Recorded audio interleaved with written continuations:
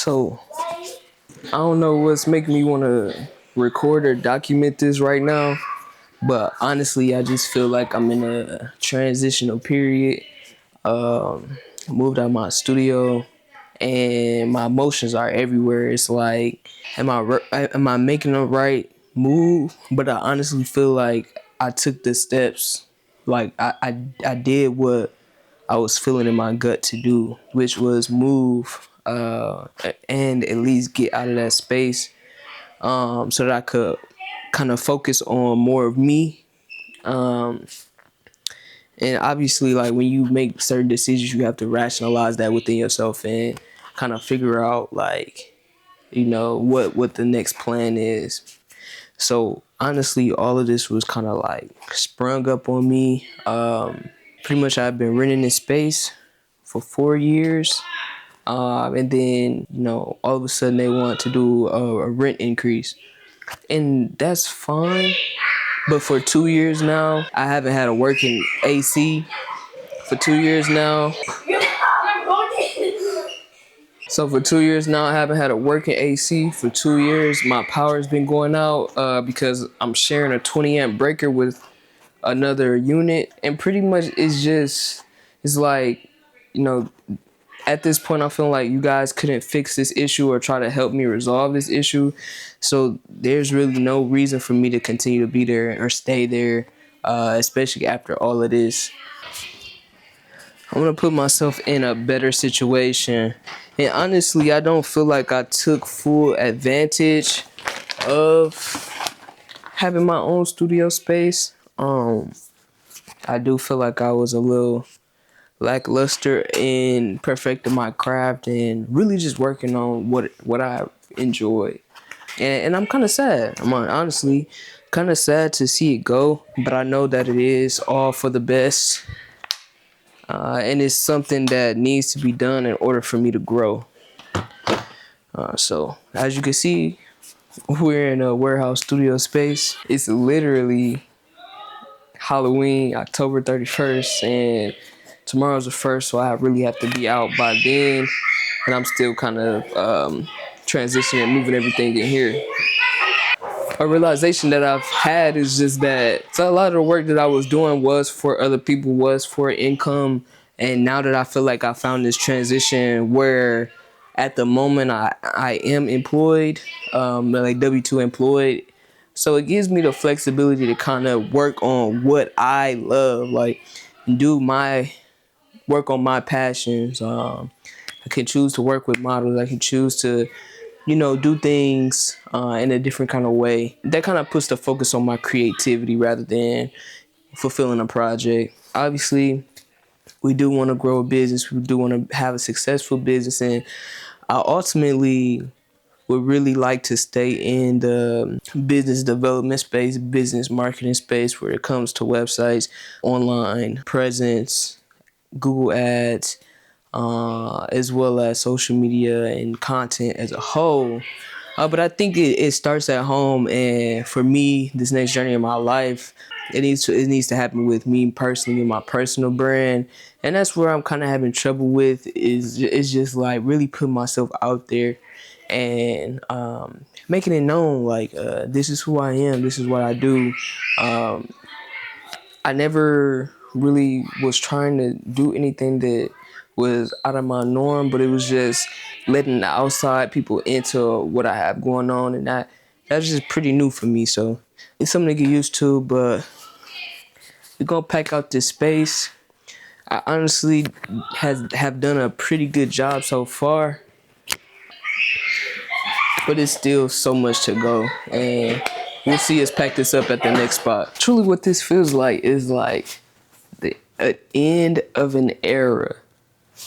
That's literally like the only way that I can describe this feeling or describe this situation as a whole is just an end of an era. The eras end and new eras begin, so it's kind of like, you just gotta keep moving forward and, figure out what's next, man. And, I appreciate all that who has been following my journey for all of this time, because I've grown so much as a person, so much as a friend, so much as a partner, as a family member, as a daughter. I'm just thankful for the journey. Lots of trials and tribulations and challenges, but all of those things come with lessons. All those things comes with room for growth, and I'm grateful for that, y'all. I'm in my storage, pretty much at the last bits of cleaning this out. I'm just a little bothered by the whole situation. So when they end up raising the rent on me, and then I raise the issue, like, you guys haven't came and fixed or done anything to help me. I don't believe that this rent increase makes sense. But basically, now it's kind of just like these guys keep going in and out of my studio, leaving my studio unlocked and opened, lights on. And it is just a little frustrating, but thankfully, I took a lot of that stuff out of there, so it's not, you know what I'm saying, like all of my stuff is still there, but I took all of my most valuable things and already took them out, you know what I'm saying, so it is what it is, but that shit is fucked up. But that's what I'm saying, like, I truly believe that God got something better for me, really. I believe that wholeheartedly. And it's up to me to be patient. It's up to me to be patient and diligent to what my goals really are. I'm a bag hoarder. I keep bags like this for situations where I just need something to carry something, you know? Oh, why do I call this random shit?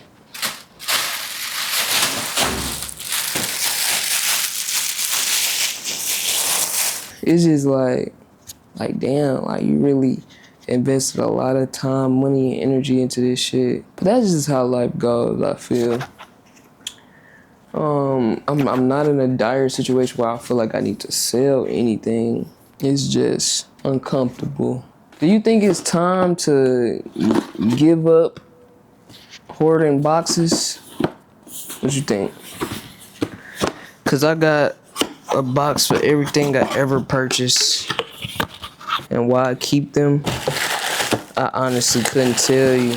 But they still have things in them, like straps, battery chargers, power cords, serial numbers. I'm just irritated with myself. Why though? I don't fucking know. Like, I've accomplished so much, I've done so much, but I'm just trying to figure out, like, why I'm so hard on myself, one, and then two, why I don't feel like I'm where I would like to be. I'm probably where I deserve to be, just because I do feel like, what you put in is what you get out, and everything happens for a reason. But then again, it's just like, nobody wants to overexert themselves and be exhausted. No, that is not my desire. I do not wish to be exhausted. Yeah. And we back another day. But for real though, I wanted to say, like, yesterday when I said, I'm where I deserve to be, is like, really what I meant by that is just that for so long I have been doing so much for other people and working for others rather than working on myself. And that's all I pretty much mean by that. So I'm making labels just for the few things I just brought in.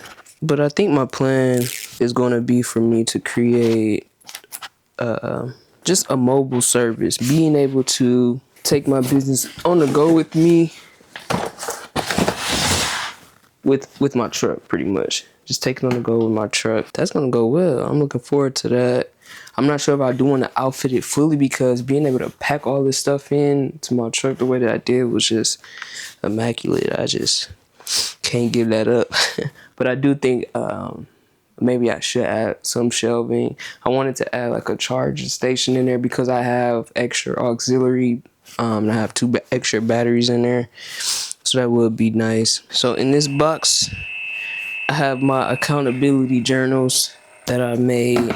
So it's a journal that pretty much you just log throughout your day, the things that you've done, and just helping you reach your goals, really.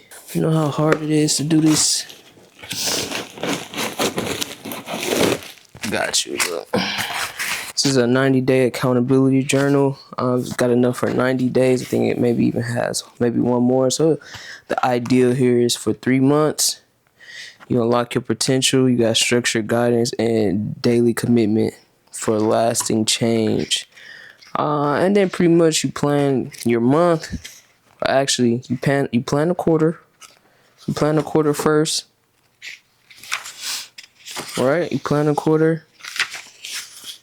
You project the outcome of your goals. You set the days up. And then you say your monthly goals for the first month and what habits you want to track. And then you go into your weekly planning and then your daily planning for the week. I'm actually going to take this for myself. I used my last one, so it'll be nice to kind of get another one going. But yeah, I wrote a little excerpt in the beginning, kind of telling my story and what made me even want to do this. So just one page of my story here, but I probably should have wrote something a little longer, but I probably will. So this is my 90-day accountability journal. If you do want one, the link is in the bio or in the description below. This is crazy. This is my third book, actually. I created a children's book as well as a whole year journal, but that book was so big, it was so thick. It did sell, but I think just going by quarters is a little bit better. November, December, so now this will be going into January. It's November right now, November 1st. So it might be nice to kind of get back into this, especially with the climate right now, with me moving and doing all this stuff. I should probably keep a couple of them with me, huh?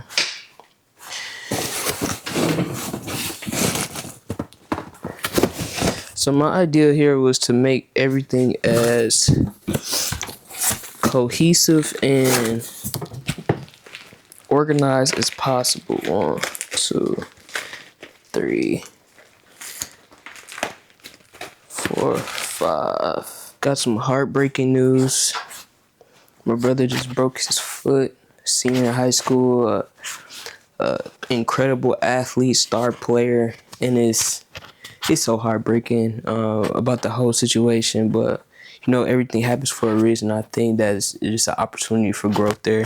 So I think I'm going to give him one of those books too. This space over here is set up for my 360 booth business as well as my photography business and being able to take and grab what I need on the go.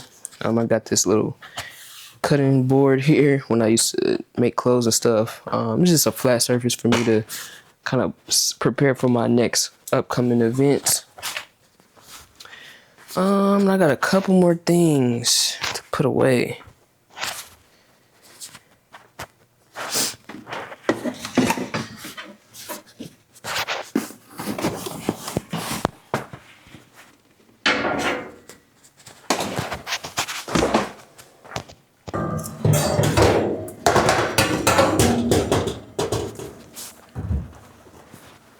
I like to consider myself like really good at puzzles, so this was not a problem at all for me to kind of figure out where I wanted everything to go. Let me show y'all something. This right here was my first ever camera. I believe I got this camera in 2012. And that's when I began taking photos. I got this for Christmas, and the background story is that, I really wanted to be an actor. So I asked my parents. I wanted to be on Disney Channel and Nickelodeon, truth be told. But I asked my parents, help me to do this. So they took me to a couple auditions. They also learned at the auditions that I needed headshots. At the time, they didn't know any photographers. So what they did was they ended up buying me a camera. I believe this was probably like about $400 at the time, $399. And I fell in love with taking pictures, and that was just the start of everything. I remember that Christmas, I was just shooting and shooting and shooting. I took pictures of the whole time. It's just this is the greatest gift that I ever got, and I really appreciative of my parents for allowing me to explore my creativity, or even just attempting to let me chase my dreams with that. This is my first camera right here. This is a Nikon D3200, but it's pretty cool. Some other stuff I had in my first apartment in college is this Canon 70-200 coffee mug. Never used it. It's just for decoration, so I had this sitting up. Some other things I had was, this old film camera and a mug with my business name, or my first iteration of my photography business, Intellectual Image. And I still use this name for my, kind of like lifestyle, personal photo shoots and stuff like that. Intellectual Image, or I call it Image. This is what helped my personality not be basketball. So I do feel like being an athlete can be damaging in a way that, like, it becomes your whole life, and then when you don't have it anymore, it's kind of like people get lost. And I've seen that a lot with my peers and other people as well, like, especially if they don't want to take a career in coaching. Sometimes people are forced into coaching because there's nothing else that they can do. Like, your body only lasts so long. But me being able to create, having my own clothing line, doing photography and stuff like that in the beginning stages, it just really shaped me to who I am, and like just made sure that basketball wasn't my only thing, it wasn't my everything. You know what I'm saying? So I would say, like, if you ever have kids or kids that are interested in sports, I would always say just try to make sure that they have other interests outside of their sport. Because, like, if anything happened, a career-ending injury, or you don't make it to college, or you don't make it past college into a pro level athlete, that could be devastating for people. And it's tough. But that was just my food for thought, man. And a little bit of me feels like I hold things and keep things for a very long time that maybe I shouldn't.